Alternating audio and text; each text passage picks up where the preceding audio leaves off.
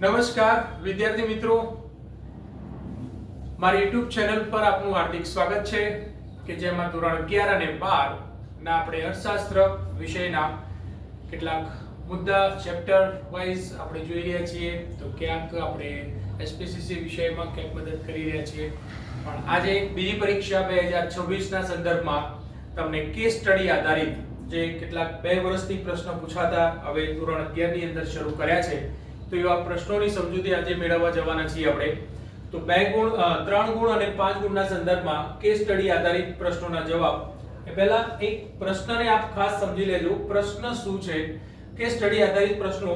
તો નીચે આપેલ વસ્તુની અનુસૂચિના આધારે તમને પ્રશ્નો પૂછવામાં આવશે, જેમાં અત્યારે હાલ મેં મારી રીતે પ્રશ્નોને થોડો ડિઝાઇન કર્યો છે, તો એ જરા એ રીતે સમજજો. પહેલો પ્રશ્ન, આ અનુસૂચિ અહીંયા ખ્યાલ આવી જાય છે આપણને કે વસ્તુની કિંમત છે, વસ્તુની માંગ એકમમાં, વસ્તુની કિંમત અહીંયા 10 10 10 ફિક્સ રહે છે, અને અહીંયા વસ્તુની કિંમતમાં કોઈ ફેરફાર થતો નથી, છતાં પણ માંગમાં ઘટાડો અને માંગમાં વધારો દેખાય છે.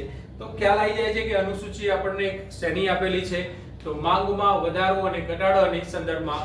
તો એના આધારે હવે કયા પ્રશ્નો પૂછ્યા છે અને એ પ્રશ્નોના જવાબ. તો પહેલો પ્રશ્ન અહીંયા તમારે એ સમજવાનો છે. પહેલો પ્રશ્ન આપણો એ રહેશે કે તમારે આ પહેલો પ્રશ્ન 2 ગુણના સંદર્ભમાં તમને આપ્યો છે, તે આ અનુસૂચિના આધારે તમે આકૃતિ દોરો. આ તમારો પ્રશ્ન માંગમાં વધારો ઘટાડાની ફક્ત શું દોરવાની રહેશે? આકૃતિ દોરો. તો અહીંયા આકૃતિ દોરી છે મેં, અહીંયા સમજી લેજો. x ધરી ઉપર વસ્તુની માંગ એકમમાં, y ધરી ઉપર વસ્તુની કિંમત રૂપિયામાં, અહીંયા y ધરી, આ x ધરી અહીંયા મેન્શન કરી લેવું. ત્યાર પછી અહીંયા 5 10 15 20 એ પ્રમાણે રૂપિયા લીધા છે.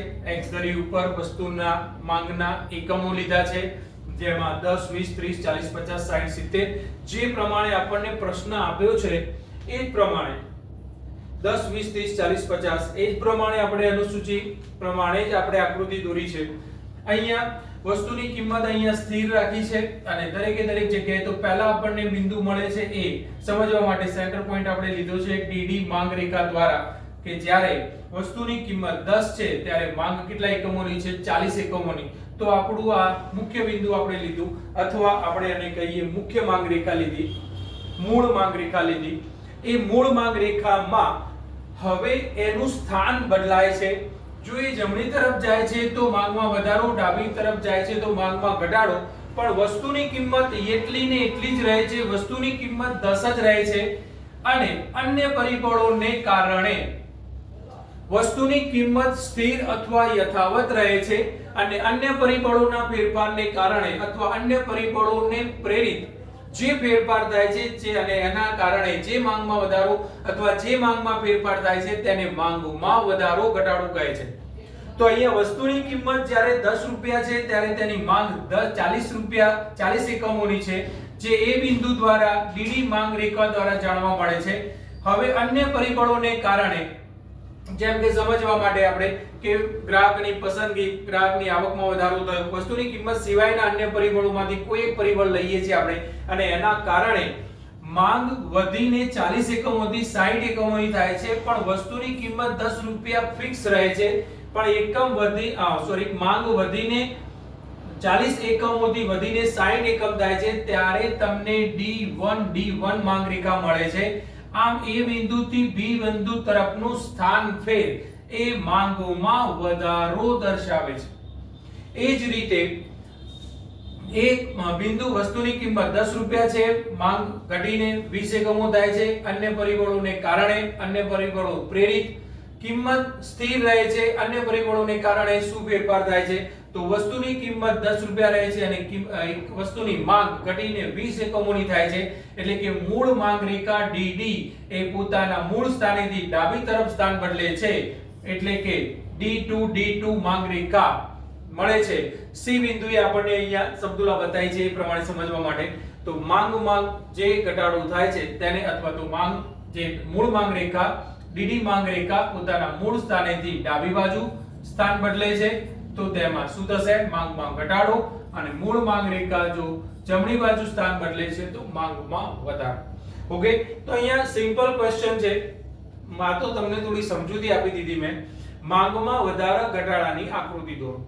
પણ અહીંયા તમને પ્રોપર તમને મળવું જોઈએ એનું રૂપરેખા પ્રમાણે, જે પ્રમાણે માંગ્યું છે. બીજો એક પ્રશ્ન છે એક ગુણમાં. હવે બાકીના ત્રણ પ્રશ્નો એક ગુણના સંદર્ભમાં. પ્રશ્ન શું છે પહેલા જોઈ લેજો, સમજી લેજો, સાંભળી લેજો. માંગમાં વધારો ઘટાડો ક્યારે શક્ય બને છે? એટલે ક્યારે થાય? હમણાં જ બોલ્યો એ પ્રમાણે વસ્તુની કિંમત સ્થિર રહે છે અને અન્ય પરિબળોમાં ફેરફાર થવાને કારણે માંગમાં વધારો ઘટાડો શક્ય બને છે. ઓકે, ખ્યાલ આવી રહ્યો છે? ફરીથી બોલું છું, જવાબ.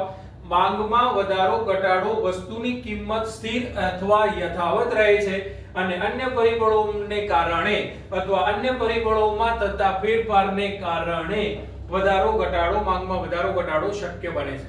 નંબર 2 ત્રીજો પ્રશ્ન, નવી માંગ રેખા પોતાની મૂળ માંગ રેખાથી જો જમણી બાજુ સ્થાન બદલે છે તો શું કહેવાશે એને? તો હમણાં જ કહ્યું એ પ્રમાણે જો જમણી બાજુ સ્થાન ફેર કરે છે તો તેને માંગમાં વધારો કહે છે અને ડાબી બાજુ, અહીંયા દાખલા તરીકે પ્રશ્ન જમણી બાજુનો પૂછ્યો છે, એક્ઝામ ની અંદર ડાબી બાજુનું પૂછાય તો માંગમાં ઘટાડો કહેવાશે. નવી માંગ રેખા પોતાની મૂળ માંગ રેખાથી જમણી બાજુ ખસે તો તેને શું કહેવાશે? તો નવી માંગ રેખા પોતાની મૂળ માંગ રેખાથી જમણી તરફ, જમણી બાજુ સ્થાન ફેર કરે તો તેને માંગમાં વધારો કહે છે. અને ચોથો પ્રશ્ન, અને ટોટલ પેલા આકૃતિના 2 માર્ક્સ, અહીંયા 4 માર્ક્સ, આ છેલ્લો 5મો માર્ક્સ. માંગમાં વધારો ઘટાડો કેટલી માંગ રેખાઓ દ્વારા જાણી શકાય છે? તો એક કરતા વધુ માંગ રેખાઓ દ્વારા માંગમાં વધારો ઘટાડો જાણી શકાય છે. માંગનું વિસ્તરણ એ ફક્ત એક જ માંગ રેખા દ્વારા જાણી શકાય છે, પણ માંગમાં થતો વધારો ઘટાડો એક કરતા વધુ માંગ રેખાઓ આપણને જોઈશે, જે આપણને અહીં આકૃતિમાં પણ જોવા મળી છે. એક માંગ રેખા નથી, એક કરતા વધુ માંગ રેખાઓ છે. તો અહીંયા એ આપણને ખ્યાલ આવવો જોઈએ. ઓકે, આ 5 ગુણનો પ્રશ્ન. પહેલો પ્રશ્ન એમ હતો, અનુસૂચિ જે તમને આપી છે એના આધારે તમે માંગમાં વધારા ઘટાડાની આકૃતિ દોરો. બીજો પ્રશ્ન એ 2 ગુણનો હતો. બીજો પ્રશ્ન હતો માંગમાં વધારો ઘટાડો ક્યારે શક્ય બને છે. ત્રીજો પ્રશ્ન, માંગ રેખા, નવી માંગ રેખા જ્યારે પોતાના મૂળ માંગ રેખાથી જમણી બાજુ સ્થાન ફેર કરે છે તો તેમાં શું ફેરફાર થાય છે, એના લીધે શું જોવા મળે છે અથવા તેને શું કહેવાય. અને પાંચમો પ્રશ્ન, માંગમાં વધારો ઘટાડો જાણવા માટે કેટલી માંગ રેખાઓની જરૂરિયાત ઉદ્ભવે છે અથવા કેટલી માંગ રેખાઓ દ્વારા જાણી શકાય છે. તો આ 5 ગુણનો પ્રશ્ન કેસ સ્ટડી આધારિત. એક પ્રમાણે આ 3 ગુણનો એક પ્રશ્ન લીધો છે મેં. અહીંયા પ્રશ્ન અને આન્સર મેં અહીંયા શક્ય એટલું એક જ સ્લાઇડમાં રાખવાનો પ્રયત્ન કર્યો છે. છતાં પણ કદાચ ખ્યાલ નથી આવતો તો WhatsApp ઉપર તમે મને પૂછી શકો છો. પ્રશ્ન છે, પહેલા પ્રશ્ન જોઈ લેજો. ભારતના વિવિધ ક્ષેત્રોમાં એટલે કૃષિ, ઉદ્યોગ અને સેવા ક્ષેત્રોમાં રાષ્ટ્રીય આવકમાં ફાળો પુસ્તકમાં આપેલો છે ટકાવારી પ્રમાણે.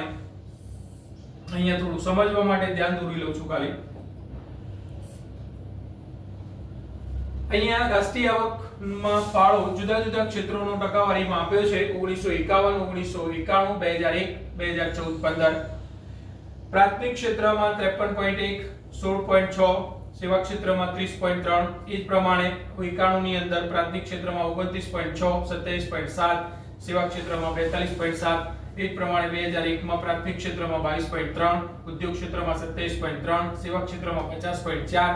એ જ પ્રમાણે 2014-15 ના જે લેટેસ્ટ અહીંયા પૂતળીની સંજ્ઞા આપેલી છે આપણને બુકની અંદર, એ તમને ખ્યાલ હશે અને એ રીતે પ્રશ્ન લીધો છે મેં. તો 14-15 ની અંદર પ્રાથમિક ક્ષેત્રની અંદર 17.6, ઉદ્યોગ ક્ષેત્રની અંદર 29.7 અને સેવા ક્ષેત્રની અંદર 52.7. આ રાષ્ટ્રીય આવકમાં જુદા જુદા ક્ષેત્રોનો ખેતી, ઉદ્યોગ અને સેવા અથવા પ્રાથમિક ક્ષેત્ર, ઉદ્યોગ ક્ષેત્ર અને સેવા ક્ષેત્રનો ફાળો, આના આધારે પ્રશ્નો. આ એક 3 ગુણના પ્રશ્ન તરીકે તો યાદ રાખજો, કારણ કે તમને એક રીતે પણ એ મદદરૂપ થઈ જશે. તમને સીધો પ્રશ્ન પૂછવામાં આવશે, ભારતમાં વિવિધ ક્ષેત્રોનો રાષ્ટ્રીય આવકમાં ફાળો, ટૂંક નોટ લખો. તો આ કોષ્ટક લખવાનું હોય છે અને નીચે એના 3 કે 4 ભણાવું છું ત્યારે તો 4 ડેશ કહું છું. એ 4 ડેશના સંદર્ભમાં તમે એનું વિશ્લેષણ લખો ત્યારે 3 માર્ક્સ થશે. ઓકે દીકરાઓ, અત્યારે મિસગાઈડ નથી કરતો. જે પ્રશ્ન છે કેસ સ્ટડી આધારિત, પહેલા એને સમજી લઈએ આ આપેલ કોષ્ટકની આંકડાકીય માહિતી ઉપરથી તમને પહેલો પ્રશ્ન પૂછે છે, કયા ક્ષેત્રોનો રાષ્ટ્રીય આવકમાં ફાળો સતત ઘટતો ગયો છે? કયા ક્ષેત્રનો ફાળો રાષ્ટ્રીય આવકમાં સતત ઘટતો ગયો છે? એ થોડું અહીંયા ધ્યાન દોરવા માટે કીધું છે તમને કે કયા ક્ષેત્રનો રાષ્ટ્રીય આવકમાં ફાળો સતત ઘટતો ગયો છે?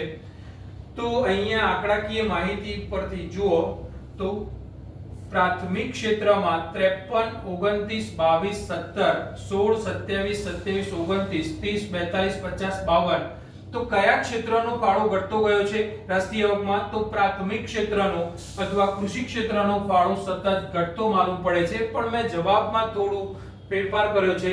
લગભગ 63 વર્ષના સમયગાળા પરથી અહીંયા સ્પષ્ટ થાય છે કે ભારતમાં રાષ્ટ્રીય આવકમાં ખેતી ક્ષેત્રનો પ્રાથમિક ક્ષેત્રનો ફાળો સતત ઘટતો ગયો છે. બીજો પ્રશ્ન છે, કયા ક્ષેત્રોનો રાષ્ટ્રીય આવકમાં ફાળો સતત વધતો ગયો છે? તો એમાં બંને હમણાં જોયું તે પ્રમાણે ઉદ્યોગ ક્ષેત્રમાં પણ સતત વધારો 16, 27, 27, 29, 30, 42, 50, 52 તો ઉદ્યોગ અને સેવા ક્ષેત્રનો અથવા ઔદ્યોગિક ક્ષેત્ર અને સેવા ક્ષેત્રનો ફાળો સતત વધતો ગયો છે. ત્રીજો પ્રશ્ન, હાલની અંદર અત્યારે હાલ આંકડાકીય માહિતી આપી છે એ પ્રમાણે એટલે કે 14-15 ના સંદર્ભમાં અહીંયા ધ્યાન દોરવાનું આપણને. હાલ કે એટલે 14-15 ના સંદર્ભમાં જોવાનું. હાલમાં સૌથી વધુ કયું ક્ષેત્ર ભારતના રાષ્ટ્રીય આવકમાં ફાળો આપી રહ્યું છે? તો હાલમાં કોષ્ટકની આંકડાકીય માહિતીને જોતા હાલમાં વર્ષ 2014 માં રાષ્ટ્રીય આવકમાં કયું ક્ષેત્ર વધારે સૌથી ફાળો આપી રહ્યું છે? 52.7% વાળી સાથે 52.7% વાળી સાથે સેવા ક્ષેત્ર સૌથી વધારે ફાળો આપી રહ્યું છે. ઓકે, ભૂલાય નહીં. ટકાવારી લખવી બેટા એક ગુણનો પ્રશ્ન છે કે સ્ટડી આધારિત છે તો ખાસ લખો, વર્ષ પણ લખો તો અહીંયા તમને ખ્યાલ આવવો જોઈએ. બંને પ્રશ્નોને શાંતિથી સમજી લેજો. ના ખ્યાલ આવે તો WhatsApp પર મને પૂછી શકો છો. જે પણ અન્ય ગામડાઓના છોકરાઓ પર કેટલાક પ્રશ્નો હવે WhatsApp ઉપર પૂછી રહ્યા છે તો શક્ય એટલું એ સારું વસ્તુ છે, પૂછીને ચાલો છો. એ નથી ખ્યાલ આવતો તો સમજી પણ લે છે, ફોન દ્વારા પણ અમે સમજી લેતા હોય છે, પણ એ સમય માંગી લે છે કે સાહેબ ક્યારે ફોન કરું અથવા હું એમને સામેથી ફોન કરી લઉં છું.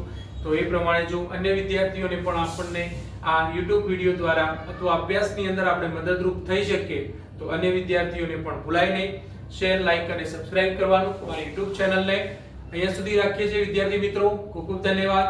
Thank you.